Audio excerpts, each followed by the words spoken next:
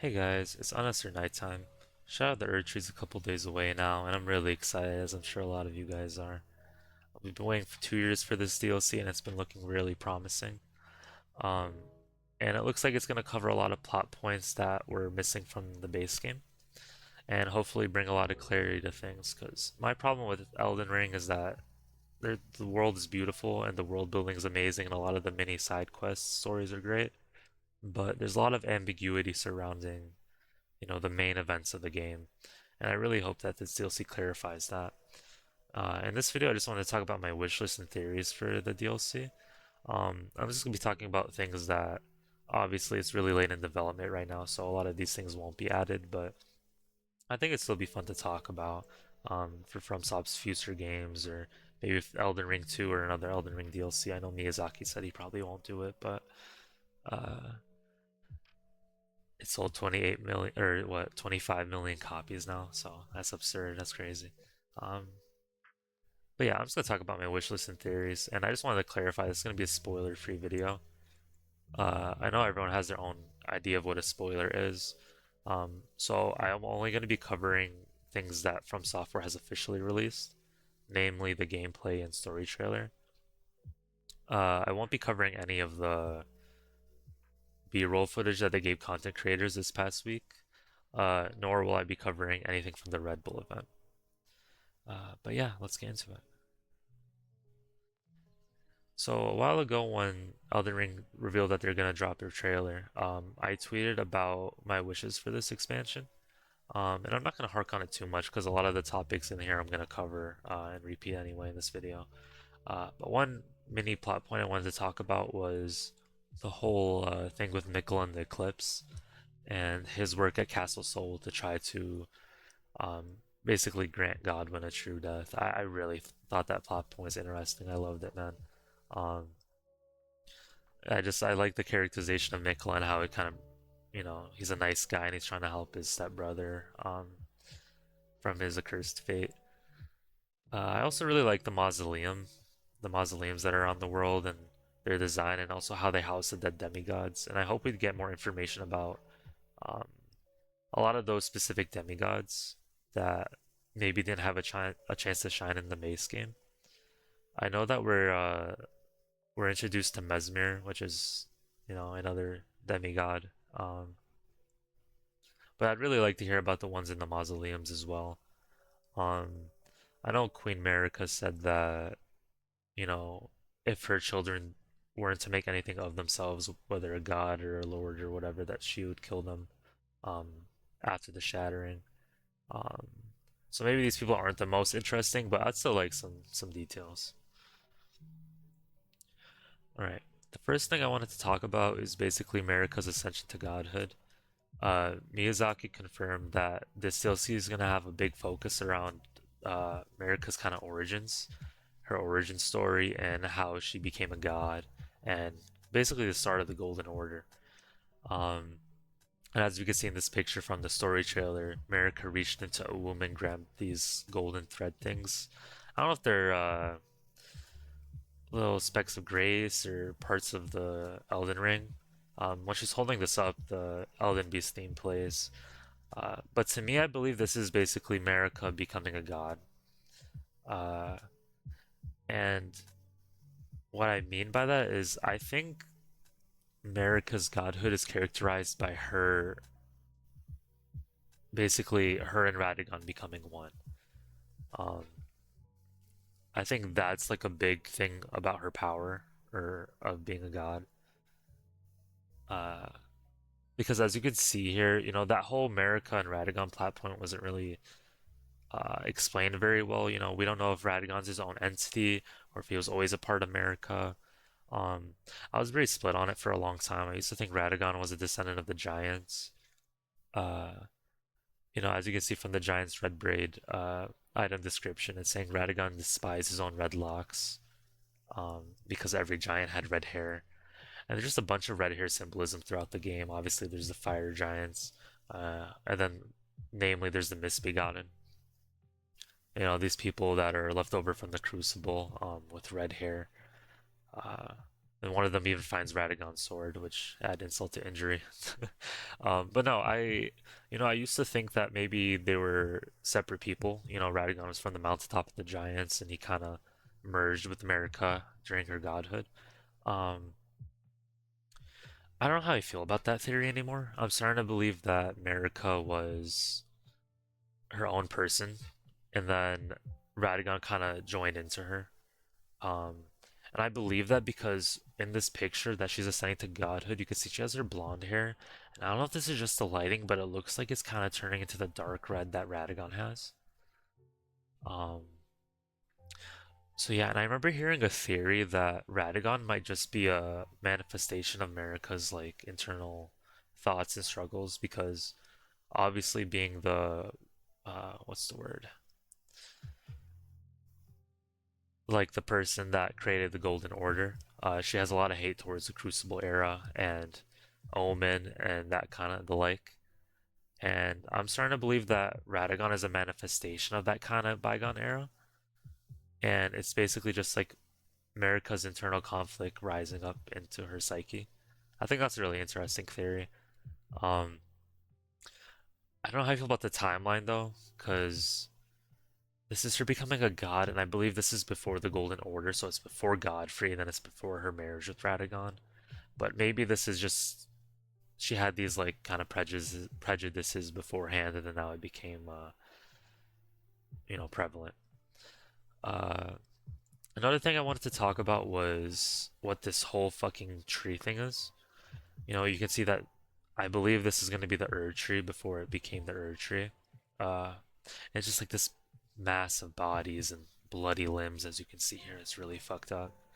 Uh, yeah, I think it's really like gory and sick, but the lore implications of this, man, I have no idea. I don't know if this is the Crucible. Um, that's what I'm gonna lean towards because we know that the Crucible is the prime mordial form of the Erdtree. It's what the Erdtree was before it became the Gold Erdtree. And we also know it's like a mess of life, right? That's why like a lot of the Ohm and a lot of the things from the Crucible that are now shunned, they all have like similar traits, namely like the horns and kind of shaggy hair and wings and feathers and all that kind of thing. Um, so yeah, it just makes me feel like maybe the whole they use the word in the trailer and I forgot what it was, but it was basically kind of hinting at a great evil that America committed to establish this golden order. And I think it's pretty safe to say that it was this onslaught and this murder of a bunch of people in the Shadowlands um, to form the Crucible, this primordial just cesspool of life. Another mini plot point I also wanted to talk about was Nicola obviously wanted to start his own Erdtree, the Haligtree, and the way he grows it is with his own blood. And it wasn't really explained how he got that knowledge, but I'm starting to believe that he found out that blood was needed to grow an Erdtree because he found out either from America directly or of his own notion that that's how the Erdtree formed. Um, that it was basically formed on the slaughter of hundreds of thousands of beings, um, and through Erdtree burials and such. And that he basically, because I believe he's a good guy, he wanted to just use his own blood because he wanted to spare people the suffering of that. Another major plot point of the DLC is going to be Mikola. We know that we are going to be following Mikola to achieve some goal. Um, what that goal is, I have no idea. I'm leaning towards because we can see in the base game, Mikola's motives are pretty standardized. Um, Number one, Mikola seems to want to help his siblings a lot. He tries to obviously help Melania to cure her from her rot. He tries to help Godwyn from his death root. And he does this by trying to ward off the Outer God's influence. Um, so that's why I believe Mikla went to the Shadowlands. Obviously, he has the unalloyed needle, and it's in the lands between. It's not in the Shadowlands. But I feel like he might have went there to seek knowledge or something else related to that whole thing, um, to basically free himself from the Outer Gods, or maybe for himself. Because we're told he's abandoning his fate, and his fate is basically to be, you know, cursed as a twink femboy for the rest of eternity. So, another thing I want to talk about is if Miquella is Saint Trina. Now, this I've went back and forth on this for a while, but I'm now of the notion I'm like 90% convinced that they are the same being. So, if you don't know, in the base game, there's a lot of cut content basically uh, where Miquella is kind of synonymous with Saint Trina. There's like a lot of interchangeable stuff. One notable one that I want to talk about is Saint Trina's Hideaway. It's a little pocket in Altus Plateau where there's a statue of Melania holding Miquella. And in the base game, before release, it was called Saint Trina's Hideaway. And obviously there's Miquella here, and there's sacramental buds and all sorts of Miquella um, allegory. So that's one thing that kind of connects them. Another thing, this big thing in the middle that just dropped at the story trailer, man. This is what really convinced me that they're the same being. Um, so here's Miquella falling, and as he's falling, the narrator says that Miquella is abandoning his fate. And if you look at it, it looks so much like a Trina's lily, man. Trina's lilies are usually facing downward, but I rotated it. But if you can see, man, like here's like the lily, the flower, and here's like the leaves potentially. Um, so here's Miquella, here's the Trina's lily that are all throughout the game. Some other things that are really strong to hint that they're the same being as well. Miquella he's known as the most fearsome Empyrean, and he's known for being very kind. You know, people want to follow him. He's not forcing them to follow him. Uh, as it says here in the Bewitching Branch, the item description, the Empyrean Miquella is loved by many. Indeed, he has learned very well how to compel such affection. And we see a lot of this throughout the base game. People usually speak highly of Miquella. They seem like he's a good guy. We also have these Haligtree soldier suicide bombers when you enter the Haligtree. You know, they love Miquella so much they're willing to die for him to protect the Haligtree from you. As well as now we see in the story trailer Miquella's followers. You know, there's a lot of Miquella has a big following. Um, and Saint Trina kind of echoes a lot of the same stuff. So Miquella is referred to as Miquella the Kind in the story trailer, and as we can see here for some of the Saint Trina item descriptions, the feeble of heart were powerless to resist her kindness even upon the battlefield. So it's this kind of this whole comparison between both of them being very kind and uh, bewitching, and they basically can influence people. And another thing they have in common is their I guess their ambiguity of their gender, right? You know, Miquella's known to be a cursed young boy for the rest of eternity, but he kind of looks like a female. You know, he has feminine features and all that. And Saint Trina is known to be a girl, but in the Sword of Saint Trina item description, it's rumored that some people say that Saint Trina is a girl and others that a boy, um, and that they disappeared as soon as they appeared. Very mysterious figure.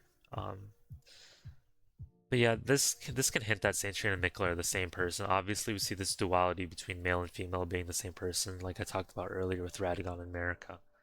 Um, and if Miquella is the most fearsome Empyrean, you know, he's very powerful. People fear him. I feel like if I believe that Marika's whole thing with godhood is that her power is just two people. I believe Miquella, because he's so powerful, he might also have a similar power. Oh, another thing I wanted to talk about Miquella real quick is there's a lot of language that's used in the story trailer to kind of imply that Miquella is evil. You know, it's like he strives to clean the hearts of men. Uh, nothing's more fearsome. I forgot exactly what they say. Uh, but it's basically implying like he's so charismatic, and that's very scary. That's a very scary thing, and it kind of has like a really sinister tone to it. Um, I could see this being either way, but I genuinely do hope that they make Miquella a good guy. I feel like in a lot of their games they have this trope where it's just like good guy turns bad or good guy gets corrupted, and I'm kind of bored of it. So I hope they do just make Miquella a genuinely nice guy. Another big plot point of the DLC is the poster boy. Who is Mesmir? Mesmir the Impaler. Um, with these theories I talked about so far, and including this one, it's not set in stone. You can persuade me. I'm not 100% about them, but uh, who I believe Mesmer to be, is the child of Radagon America. I believe after her godhood that they had a kid, and it was Mesmer, and I believe he's the firstborn. With all of her children, they've always come out in triplets, right? Not triplets, but there's always been like pairs of three, trios, right? There's like Moog, Morgott, and Godwin. Um, with Radagon and Renala, it's Ronnie, Radon, and Rykard, and so on, right? They've always been trios, but with Mikla and Melania, they're the only twins, right? And I always found that strange. I remember when the game released, there was this theory, this butterfly theory, that I really love, and I still believe in it. I think I know it's a small thing, but it's something that really helps me believe that Mesmir is a sibling to Mikla and Melania. Basically, the theory is that there's three butterflies in the game, and each one corresponds to one of the Empyreans. So Mikla has the nascent butterfly, uh, Melania has the Aeonian butterfly, and then now Mesmir has a smoldering butterfly. And when the game came out, a lot of people theorized this was Melina with her frenzied flame stuff. Um, who else? They theorized it was someone else as well, but now that Mesmir, we got revealed that he's like a person, he's a demigod of Child America. I really do believe that this was his. Obviously, his whole thing's fire, Mesmir's flame. Yeah, so I'm of the notion that that's what I believe in. There's also a lot of symbolism with this stuff, man. I'm not gonna get too much into it because a lot of people have talked about it already, and honestly, it can be anything. We see that he has serpents, he has snakes. We see that he has kind of some dragon wings. He has flame, but it kind of looks like a darker red. It could be like some black flame thing. If you look at his eyes, he has like yellow eyes that can mean signal dragon communion. Uh, Dragon communion, like the eyes of the rune bears and all that. And I'm honestly not going to spend too much time theorizing it because it can really be anything. People have said he's the son of Tanith from the Volcano Manor because of all the snakes and shit. I don't know, man. Um, but my little head canon is that Mesmir is the child of Radagon America, or he could be the child of Radagon and another being. It said in the story trailer that now I remember. I said that America was a big, her godhood was a result of seduction and betrayal. So I think it'd be really interesting if she used Radagon to seduce another really powerful being, and then Mesmir ended up being her child. We've seen this afterwards with Radagon and Renala, where he basically Marika pimps herself out as Radagon to Renala and soons them because they're losing the word of the Carians and end up having kids and having a truce. So, America's been conniving like that. And it'd be really interesting if this was like maybe the first case of it. Um, Another thing I want to talk about is I believe that Mesmir caused a lot of havoc in the lands between and earned kind of a notorious reputation. Obviously, his name's like Mesmir the Tyrant. He's tyrannical. He burns a lot of the cities, as you can see in the story trailer. And I believe that's why a lot of his symbolisms kind of seem with like blasphemy and enemies of the Erdtree. It's just snakes, dragons, flame, all that. But another thing I personally believe in is, it's known as a great sin to burn the Erdtree, to use the giant's flame to burn the Erdtree. Also, red hair is another giant thing, another symbol. Um, and it's kind of talked about as like this grand thing, but who knew that the Erdtree can burn in the first place using the giant's flame? So I believe that in the past that Mesmir actually burned the Erdtree. And as for that big thing, he was punished and sent to the Shadowlands to just rule over there. That's what I personally believe is a headcanon. Let me know what you guys think down below. Another major plot point I want to talk about is the Knight of Black Knives. Like I said earlier, Elden Ring's main story components have a lot of ambiguity to them, and it leads to a lot of speculation because there's just nothing concrete. There's a lot of things that can go either way. Was America involved? Was America not involved? Uh, my personal headcanon was that America was involved. We've seen in the past that she's kind of scheming and conniving. And she's also said, like I've stated previously, that she wants her children to become something, whether a god or a lord. So, what I believe is that America was involved with the Knight of Black Knives, and that she stole the Rune of Death from Malekith, because number one, that's what they used to kill Godwyn, right? They used part of the Rune of Death. And through Malekith's voice lines, he seems very dumbfounded that it got stolen. And he's kind of blaming himself. And I almost pity him, but it's very kind of obvious that I feel like America deceived him, but he's so like loyal to America as her shadow that he just doesn't suspect her. So I believe that she sold the Rune of Death, was planning to kill or threaten the demigods, in order to, make them stronger, make them something. Uh, Kind of reminds me of the whole plot point with like Sasuke and Itachi from Naruto, if you're familiar, where Itachi kind of slaughters the whole clan, their whole family clan, in order for Sasuke to become stronger through that struggle. So I believe that Marika definitely killed, or sorry, Marika was definitely involved, but I believe that Ronnie kind of pulled a fast one on her. Um, the Black Knight assassins were the ones that executed this assassination, and I believe that since they had close ties to Marika, that she hired them, but Ronnie manipulated them to achieve her own goal, which is probably to achieve the Age of Stars. Um, you know, to be rid of her body, but to have her soul forever. Poor Godwin. Because I don't think that Mara could kill Godwin. To me, like, it feels like a freak accident, the way that people talk about it in the game world. Godwin's this kind of poster boy for the Golden Order. And, he defended Lindell from the dragons, and he just seems like an all around nice guy. So I believe that it was unintentional, and because of his death, America shattered the Elden Ring and caused a shattering out of grief. That's just like my personal headcanon. Another thing I want to talk about is America's origins. So we know that America's Newman, and Newman are supposedly denizens from another world, outside of the lands between.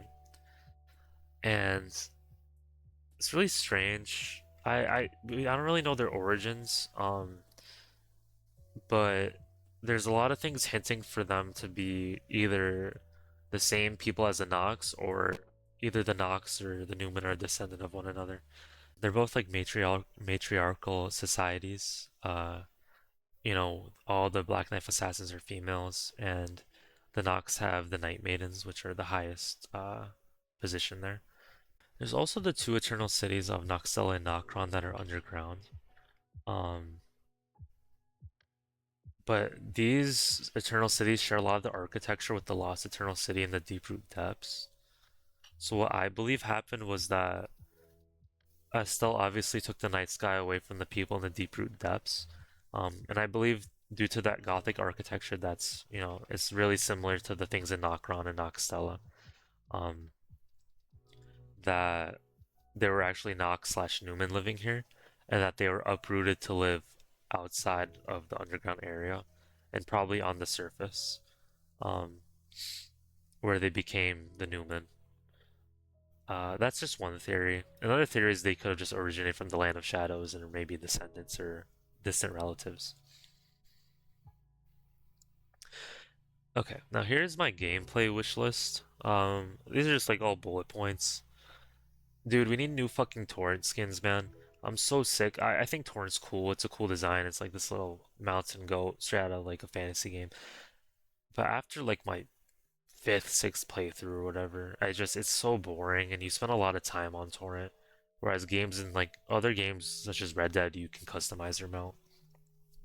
Like imagine how sick it would be if you could just summon quote unquote Torrent and it's like one of these things from the game, a lot of these horses. Man, I'd love to ride one of the merchant's mules. Or even like the undead horse that the revenants ride. Oh, dude, it's just so sick. There's so many options here. And obviously the Shadow of the Erdtree is about to come out in a couple days. I don't expect any of this to be a thing, but maybe in a future update, one can hope. Another thing I want is improved alter garment feature. As it stands, man, the alter garment feature is basically just remove cape, put on cape, remove hair for some of the hair pieces, put on hair. It's really bare bones and boring. Um, I feel like there's a lot of missed potential that could have happened with it. Um, what I would love is like this is like one of my main wishes, man. Honestly, I love the merchant outfit. I think it looks really cool, like being part of this caravan. You're traveling merchants. But this outfit that they give us in the game is fucking horrible. It's like it's fun, right? There's like glitter on it, but there's dozens of merchants throughout the game, and just look at them, man. Like they're so cool. They have like different masks sometimes. They have different colors. I know there's this one in Caelid that has like all black, which I would love to rock. Obviously, there's Kale. You're taking away potential Santa cosplays. Um, so it'd be just really cool, man, if they can add an alter garment feature for the merchant outfit to allow us, because these are already in the game. I know they're not playable characters, but they're in the game. I'd love to be able to rock one of these outfits and give us back the pointy shoes that they own as well. Or at the very least, man, just let us do recolors for a lot of the armor. I'd also like new spells. My top list would be gravity spells. I like a new gravity spell. I also really like new Briar spell. I love these spells. I think they're so sick. I know they're not the best, but I think these are the coolest looking spells, hands down, in my opinion. I also want Crucible Wings, which, like I said earlier, I'm gonna talk about things that are in the gameplay trailer. They revealed this. I'm so hyped this is coming to the game. But I did hear that it might be an Ash of War, which I don't really like the idea of that because I'd like it to be a spell. Because if this is an Ash of War, that means I can't use it with the Ordivius's Greatsword this or the Solarivis's spear.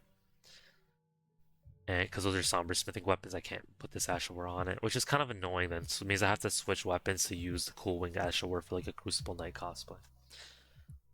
Finally, I'd also like more crystal spells. Just kind of ass.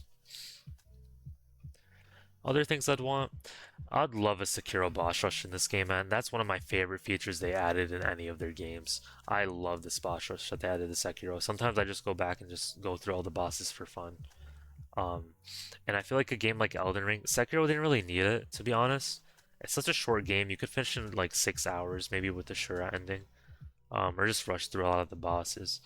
But a game like Elden Ring would really benefit from this. It's such a long game, and it's open world, and I feel like adding just boss memories like in Sekiro would really be a quality of life thing. So you don't have to go through a full story playthrough to fight the bosses. Another thing I'd really like from Sekiro is the deflect. Um, I just want this to be like a Katana Asha War. Like make this like a parry, maybe weaker than a parry, so it doesn't do a lot of posture damage, but maybe less FP. And if you could just get perfect parries on things, oh, it'd be so fun. I love this mechanic, man. They need to add this to a future. I know they don't do sequels, they don't like sequels, but I'd love for them to introduce this in a future game. Another thing I'd like is update base game map. And what I mean by this is after you fight Radahn, there's this really cool cutscene where the meteor crashes down in Limgrave and it reveals another way into Nokron to the top layer. And I hate that they didn't really do this at all again in the game. I feel like it really could have benefited from another kind of world-changing thing. I know we burned the Erdtree, right? I know that. I get that. We burn the Erdtree, then the giant golden tree in the sky turns to red and there's like flaming petals falling down. But I don't really consider that like a world map changing thing. It's more like aesthetic, if anything. And I know we do, I know that Lindell gets buried in all the ash, right? I get it. That is a world changing. I completely forgot about that. But it's not good because to me it took away the best legacy dungeon in the game for endgame. And where I feel like they could have added something really cool is the mountaintop of the giants. This area gets a lot of flack for being having reskin enemies, and it's just by that time in the game we're so burnt out. I feel like if they added something, because this area is really thematically sick, right? It's so cool. If they added something, incredibly game changing, or something that just an event in the game, I feel like a lot of people had more appreciation. And I feel like this is just the place to put it. And also more endings. There's a lot of more endings. I talk to my friends about this all the time. Elden Ring is the game where I think it has the shittiest endings of all From Software games. Because basically there's three endings. There's the Age of Stars, there's the Frenzied Flame, and then you set on the crown and your Elden Lord. And they kind of filled it in with a bunch of filler like endings. I think a lot of them are just garbage, man. And there's like more potential they really could have done with a lot of the things. It could have had like some dragon ending. Could have had like some of the cults, maybe something with the recusants, something with the bloody fingers. I want like more, main story endings. I don't want this freaking dung eater ending. I think that's really pathetic. I think they could have added a lot more. Um, I think I do believe Miyazaki said that they're not going to add any, which is a shame. This game really could have benefited from that. Oh, I got ahead of myself. Another thing I want is to update old weapons we have in the game. I feel like there's a lot of weapons, man, that could use small quality of life things that would just make them a lot cooler. So here we have the Mirai's Executioner Sword. This is probably not the best example to go for it right away, but so the actual word of this is you drill and then you do a hit, right? You do the Alamer Briar like sweep. What I wish they did with this weapon was you click L2 and it's kind of like a Moonveil stance thing or like a stamp sweep. So you click L2 or your Astral War button, you click the heavy attack, it's the drill, or if you click the light attack, it does the sweep, but it's like more range. And I feel like that would have been a lot more engaging to just pick between the two versus every time you click L2, it's going to be the drill and then the sweep. If you could just have like either or at a time, that would be really fun. A better example is the Gargoyle's Black Halberd. Man, this thing's a somber smithing weapon and it gets spinning slash, but unlike the Dragon Halberd that gets imbued with ice or some of the other cool stuff, this thing really it's a regular spinning slash. You should have gave this like it's the Death Kindred stuff. It's the Death and Death. You should have gave like Death and Death buff. Or at least damage when you spin. I don't understand it. There's a bunch of weapons like that in the game where it's like somber smithing weapons, but they give them a stupid Ash of War. Um, yeah, and I want more weapons with better move sets. I'm more of a move set guy. I don't the Ashes Wars are fun to customize it, but I don't like the PvP in this game when it just turns into Ash War Simulator. Um, yeah, this is just my PvP wish list. I'm not gonna get too far into it. The biggest thing I want, man, is I want a magic nerf all across the board. I feel like spells. I know strength and like dex are also very strong at the right builds, but I just hate magic in this game when I invade and stuff. Because sometimes there's just nothing you can do. Like you got to switch to your Bloodhound step weapon, or you're carrying retaliation, or your physic. I use my physic a lot too. But yeah, if they did have PvP magic damage all across the board, oh man, I love that. More things I'd love. These are things that have been said for a while, so I'm not gonna hark too much on them. But solo host invasions, increase player limit, increase player limit, increase player limit.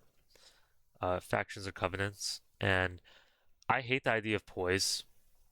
I know some people like it for build min maxing and all that. Um, I always prefer everyone get equal poise, and you could just wear whatever fashion and drip you want. The weapons do a set amount of poise damage, and that's that. Okay, this video went on a lot longer than I thought it would go. It's my first video on YouTube, and I'm very exhausted, but I'm very excited for the DLC as well, and thank you guys for watching if you got in this far. Feel free to leave a comment with your wish list and thoughts on some of my theories or things I want in the game, as well as constructive criticism. I mean, this is my first YouTube video. I'm not sure how I did or the quality of it. But yeah, thank you very much for watching and have a good day.